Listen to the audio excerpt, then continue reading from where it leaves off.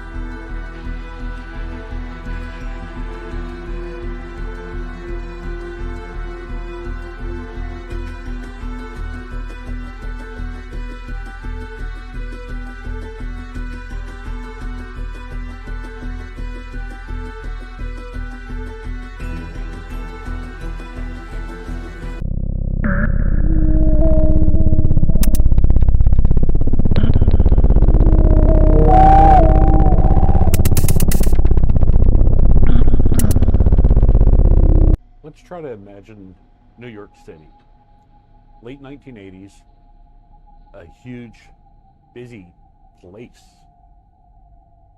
But something strange happened here, and it's something that still makes people scratch their heads. And this is the story of Linda Napolitano. New York City back in the late 1980s had a population of over 7 million. And that was a mixture of rich and poor. And they were all just crammed together. And as we know, New York City has been called the city that never sleeps. And that's because it's always active. So to start, we're going to talk about what life was like back then. You know, you think about the 1980s, you think about big hair, right? In New York City, it was big hair. The city was rife with young urban professionals known as yuppies. And the art, it was everywhere. But there was also real problems with economic hardships, crime and urban decay, and social issues such as the growing problem with homelessness. And people were starting to talk more about UFOs, not just in the country, but in big cities too. And that's because of events such as the Cash Lundrum incident, where in 1985, Betty Cash and Vicky Lundrum, also with Colby Lundrum, which we may actually cover in a later video. But they reported seeing a large diamond-shaped object hovering above trees that was surrounded by 23 unidentified helicopters. So, it's needless to say that the tabloids loved that shit, and people were curious.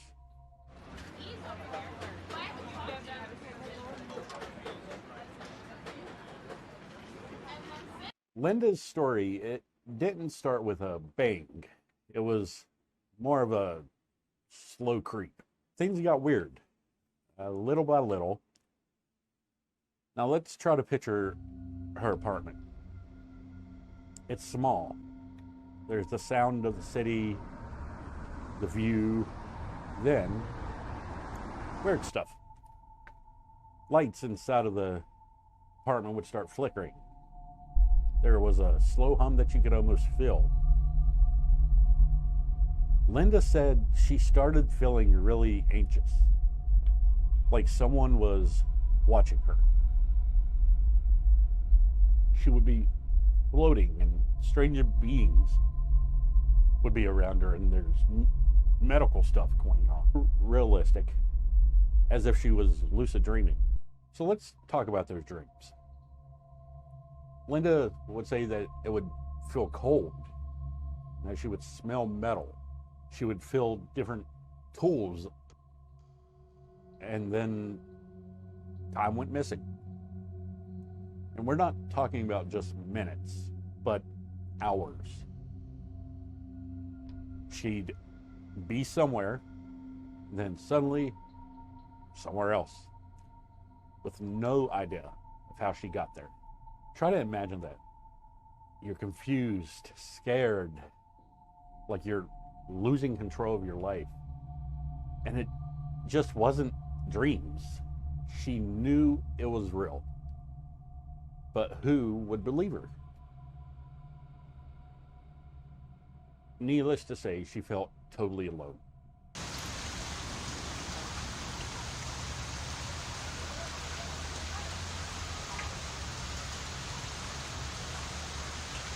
This is the part where we have to introduce Bud Hopkins. Bud was a respected artist who said to be a master of abstract expression, known for his evocative, often stark canvases. He moved within the New York art scene, a world of critical acclaim and creative exploration. But a subtle shift began. It was a quiet divergence from the established path. It started with a personal encounter, a sighting of an unidentified aerial phenomenon, or a UAP. And that sparked this profound curiosity within Bud. It turned out to not be just a fleeting interest. It was a transition. He became a student of the unexplained, researcher into the realm of UFOs and alien encounters. He was driven by an unsatiable need to understand. He began to hear stories, whispers of missing time, of strange encounters, medical procedures performed in otherworldly settings. Bud did what any of us would have done. He became convinced that something was happening and that it was a systematic, clandestine operation, that humans were being taken, experimented on, and returned, having their memories suppressed and their lives quietly altered. And sometime in the future, Bud pioneered techniques adapting hypnotic regression, which is the process of entering a hypnotic state and recalling memories from deep inside that, which is not normally available to the conscious mind. And he used that as a tool to unlock these hidden traumas and these missing memories. Hopkins meticulously recorded accounts. It was clear he was searching for patterns and consistency for the threads that connected all of these desperate experiments. What he saw, though, was recurring themes: medical examination, genetic manipulation, and the implantation of foreign objects. But the question is, was Bud finding the truth by painstakingly piecing together a cosmic puzzle? Or was he perhaps inadvertently shaping these narratives, creating a framework where there wasn't one, maybe leading his subjects down a path of suggestion and imprinted memories? The question of leading witnesses versus revealing a hidden truth would become a central point of contention.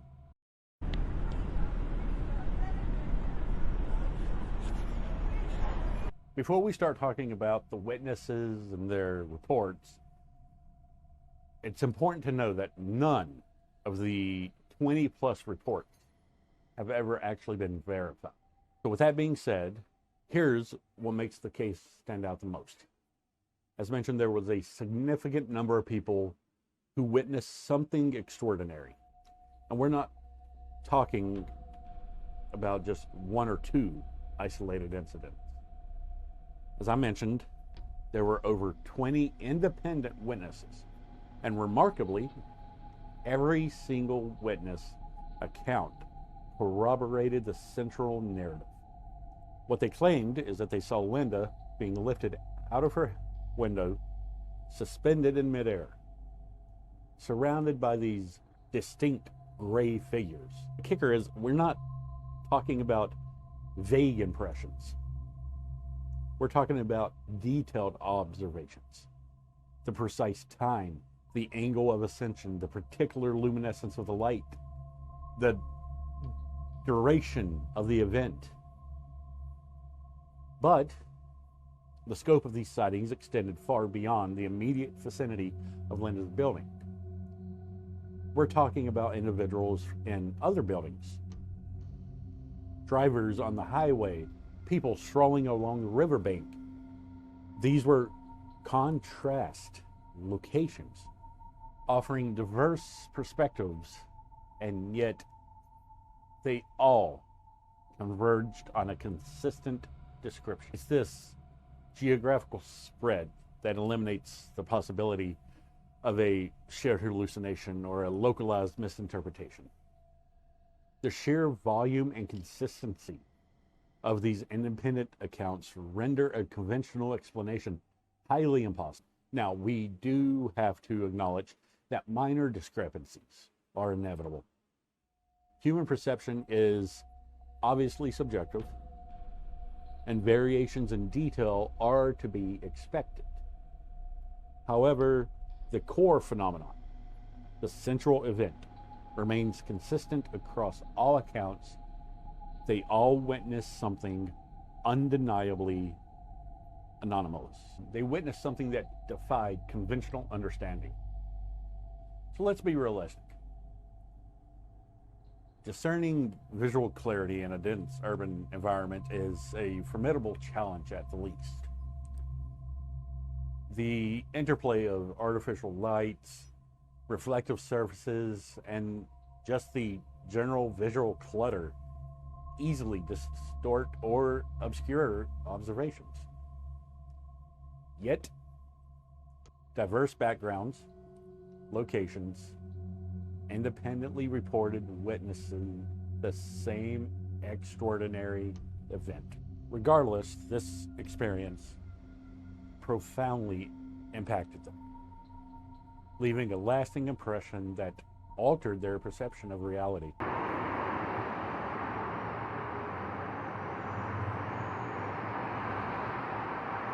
Linda underwent hypnotic regression sessions, which was the technique Bud used to access suppressed memories. During these sessions, she described being transported to a metallic environment, which, as we know, is a common motif in abduction narratives.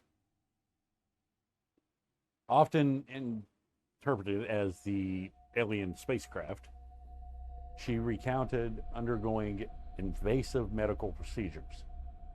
A frequent and disturbing element of these accounts, often involving reproductive organs and genetic manipulation. She also described being surrounded by gray beings, another consistent feature in abduction stories. It's crucial to understand that the complexities of hypnotic regression. Memory, it's not a perfect recording. It's malleable and subjectable to suggestion. Hypnosis, while potentially useful for accessing buried memories, can also lead to the creation of false memories or the alteration of existing ones. Therefore, the information retrieved during these sessions must be treated with caution. Some of Linda's uncovered memories aligned with observations reported by independent witnesses, leading to a degree of credibility to her claim. This external validation suggests that her experiences might not be entirely subjective. However, she also provided details that she seemingly couldn't have known. And that was raising some intrigue, questions about the source of the information. Could it be telepathic communication, implanted memories, or something entirely else? This intersection of external validation and anomalous knowledge challenges conventional explanation. It pushes the boundaries of our understanding of memory, perception, and consciousness. It suggests that there might be phenomenon beyond our current scientific understanding. Linda's involvement with Bud Hopkins and his abductee support group is a crucial context for interpreting her experiences. Hopkins had a established reputation within the UFO abduction research, and his specific method of using hypnosis would have inevitably influenced the process and interpretations of her recovered memories. His preconceived notions about alien abductions could have shaped the questions asked and the interpretations made. The support group environment provided a space for shared experiences and potential validation. While this can offer emotional support and a sense of community, it can also lead to the reinforcement of specific narratives and the creation of shared memories. The potential for memory contamination within a support group setting is a significant concern. Shared discussions and interpretations can blur the lines between individual experiences and the collective narratives. Therefore, it is essential to critically evaluate the results of hypnotic sessions conducted within a support group. Considering the potential for bias and suggestions, the context of these sessions must be taken into account when interpreting the results.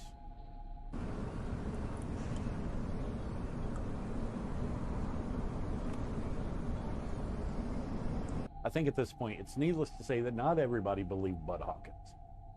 The sheer strangeness of the abduction claims, coupled with his reliance on hypnosis, it ignited a heavy debate. Many critics, particularly within the scientific community, questioned his methodology and conclusions. They argued that Hopkins, driven by his own convictions, was too quick to accept the accounts of his subjects as literal truths. Rather than considering alternative explanations, here are just a few of the arguments against Hopkins. A central point of contention was Hopkins' use of hypnosis. Critics argued that hypnosis is a highly suggestible state, prone to producing false memories or exaggerating existing ones. They asserted that Hopkins' question techniques might have inadvertently led his subjects to construct elaborate narratives rather than retrieving genuine memories. The potential of confabulation, the creation of fabricated memories, was a major concern. Secondly, the UFO phenomenon and alien abductions in particular remain deeply stigmatized. Official institutions and mainstream science were reluctant to engage with the subject, fearing ridicule and damage to their reputations. This lack of official investigation created a vacuum, leaving individuals like Hopkins to navigate the complex terrain of abduction claims without the support of an established scientific framework. Thirdly, the absence of physical evidence. A persistent challenge was the lack of tangible physical evidence to corroborate the abduction accounts. While witness testimonies were compelling, they lacked the objective, verifiable data that scientists typically demanded. This absence of physical proof fueled skepticism and made it difficult to bridge the gap between anecdotal accounts and a scientific acceptance. So let's break down these skeptical arguments in a little bit of detail. Skeptics emphasized on the fallibility of human memory and perception. They cited numerous studies demonstrating how easily witnesses can misinterpret events, especially under stressful or unusual circumstances. They suggested that psychological factors such as sleep paralysis, temporal lobe epilepsy, or even mental illness could explain some of the reported experiences. And as mentioned, hypnosis was heavily criticized for its potential to induce false memories. The absence of concrete evidence of extraterrestrial visitation, such as alien artifacts or conclusive biological samples, were a major sticking point. They argued that cultural narratives and media portrayals of alien abductions could influence people's perception on memories. And then lastly, the fear of being labeled as crazy or delusional made many people reluctant to come forward, further limiting the amount of available data. So, after all of that, what was Bud's rebuttal? Hopkins defended his use of hypnosis, arguing that it was a valuable tool for accessing repressed memories, when used carefully. He emphasized his efforts to avoid leading questions and to corroborate information from multiple sources. He pointed to the consistency that contained details across numerous abduction accounts suggested a shared reality beyond individual imagination. He argued that the emotional distress and physical markings reported by abductees were real and that they deserved investigation. He stated that the sheer volume of cases, similarities between them was something that could not be easily ignored. The Hopkins case and the broader debate surrounding alien abductions highlights the challenges of investigating phenomena that lie outside the realm of conventional scientific understanding. It forces us to confront the limitations of our own current methodologies and to consider the possibility that there are realities beyond our current comprehension.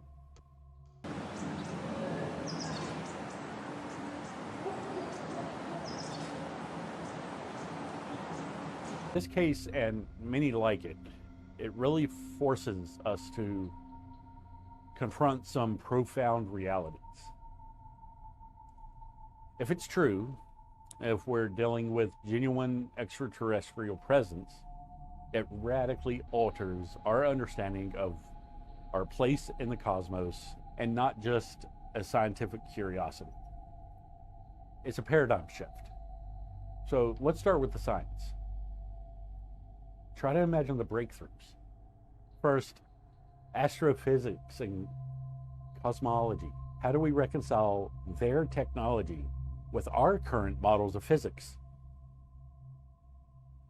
Could they have discovered or manipulated phenomenon we don't even comprehend? Are our assumptions about the universe fundamentally flawed? And then there's the biology and exobiology. What is their biology like? Do they use DNA? What are the implications of the origins of life? Does it mean life is common throughout the galaxy? And finally, propulsion and energy. Their reported capabilities suggest mastery over energy and propulsion systems far beyond our current understanding. Could we reverse engineer their technology? What are the ethical considerations? Just a quick question to consider.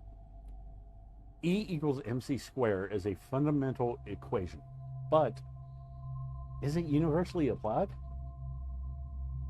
Do they have a different way of manipulating energy? And then there's the question of contact, the Fermi paradox. If they're so prevalent, why haven't we had definitive, unambiguous contact? Are they observing us? Are they avoiding us? And then the nature of intelligence. Is their intelligence similar to ours? Or are they benevolent, independent, or potentially hostile? Are their motives comprehensible? And of course, communication. How would we communicate? How would we learn a new form of mathematics or their universal concepts if they are traveling vast distances? What are their lifespans? Do they experience time like us? It's not just about science and technology. It's about us. You, me, the human species. There's the religious and philosophical impact. How would organized religion react? How would our understanding of our own existence change? What would it mean for the concept of human exceptionalism? And then, political and social order.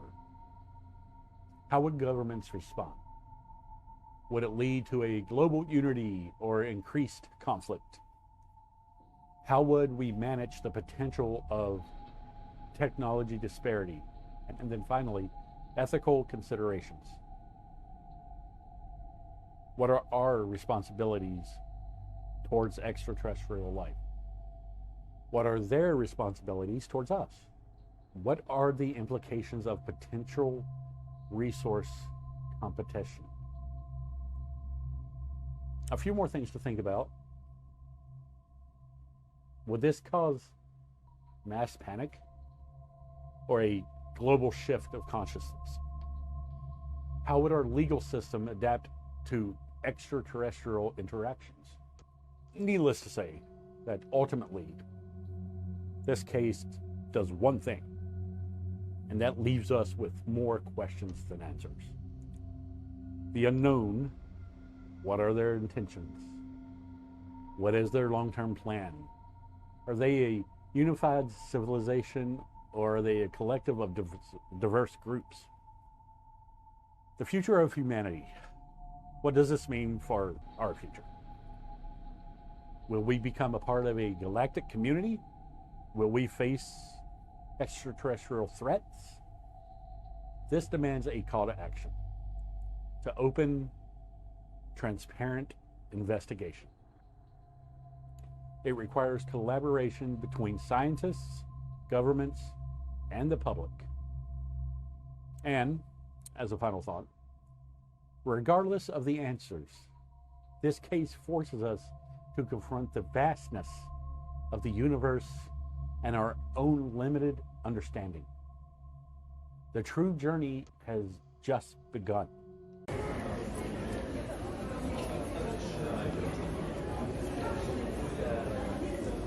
Now, this is how I first learned about this case. Linda's case and the work of Bud Hawkins might have remained a footnote in the annals of UFO lore and a topic for late-night radio shows and fringe publications. But then something unexpected happened. A Netflix series. A fictionalized dramatization brought the story back to the spotlight. And then suddenly, Linda's experience and the broader narrative of alien abduction was no longer confined to a niche community. It was in living rooms around the world. The show, while fictional, drew heavily from Hopkins' research and from the witness accounts, and from the very real anxieties that these stories evoke. It painted a vivid, unsettling picture of urban abduction, of hidden agendas, and a reality that exists just beyond our perception. The dramatization, with its compelling visuals and emotional storytelling, captivated audiences, sparking a renewed wave of interest in the case. Now, of course, as I said, the show was fiction. but it did ignite a real-world debate. Online forums, social media, even mainstream news outlets were buzzing with discussions about Linda's story, about Hopkins' methods, and the very possibility of alien abduction. The lines between reality and fiction blurred. But people were asking, could this really happen? Is there any truth to these claims? The show became a cultural touchstone, a catalyst for exploring the unknown, and with it, a new generation was exposed to these ideas. What's interesting is the show didn't just entertain, it also seemed to encourage more people to come forward. Suddenly, individuals who have kept their own experiences hidden out of fear of ridicule felt a sense of validation. They saw their own anxieties reflected in the fictional narrative. The show, in a way, created a space to share their own encounters. It also put pressure on researchers and skeptics alike to re-examine the case with fresh eyes. The Netflix series, regardless of its accuracy, served as a powerful reminder of the enduring mystery surrounding Linda's case. It highlighted the human element, the fear, the confusion, and the lingering questions that continue to haunt those who have experienced the unexplained. The show's success underscores the public's fascination with the unknown, with the possibility that something more, something beyond our current understanding, and it leaves us with the same questions that has persisted us for decades. What really happened to Linda? And more importantly, what does it mean to us? The search for answers continues, fueled by both the enduring mystery and the power of storytelling.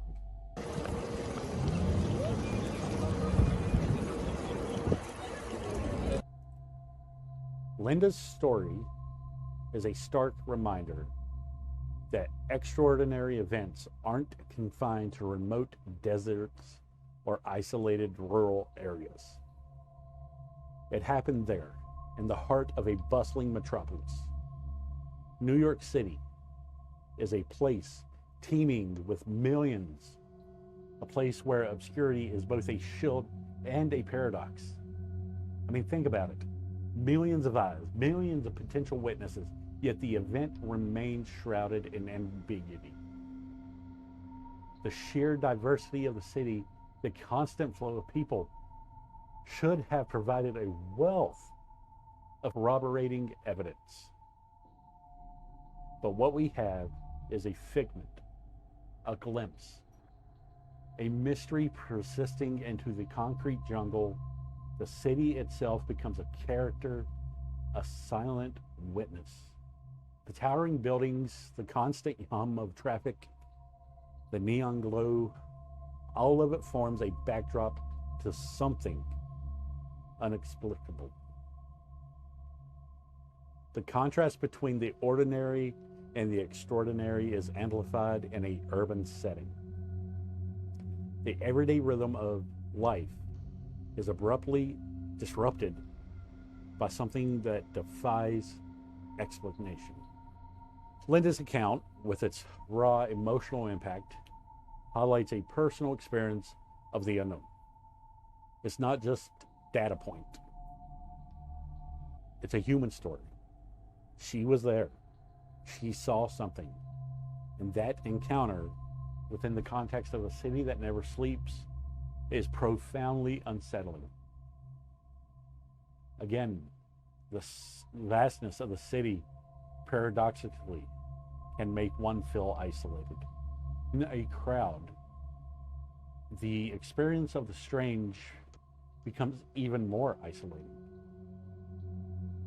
The question lingers, how many others saw something? How many dismissed it, or rationalized it, or simply chose to forget? The city and its immensity holds countless untold stories. We need to consider the idea of the unseen, the places between the buildings and the air above the streets. Perhaps the very size of the city allows things to hide in plain sight. The mystery endures, a testament to the limits of our understanding. Where every corner is mapped and documented, there can be secrets. And these secrets can challenge our perception of reality. Linda's story serves as a reminder to look up, to pay attention, to question the seemingly ordinary. In a world saturated with information, we often overlook the subtle anomalies, the unexplained phenomenon that occur right before our eyes. The city, with its constant activity and distractions, can blind us to the extraordinary. But perhaps within this very fabric lies the key to unraveling these mysteries. So, the next time you're in a city, any city, take a moment, look up, and wonder, maybe, just maybe, there's more to what you see than we realize.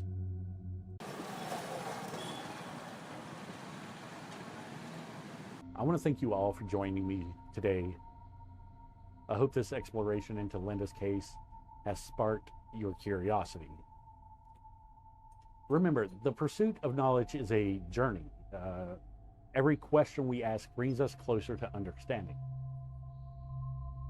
And if you found this video interesting, please give it a thumbs up, share it with anyone who might enjoy it, and don't forget to subscribe for more content. And if you've experienced anything extraterrestrial, let me know in the comments. I'd love to hear about it. As for me, now I have to go nail my window shut. I'll see you in the next nightmare.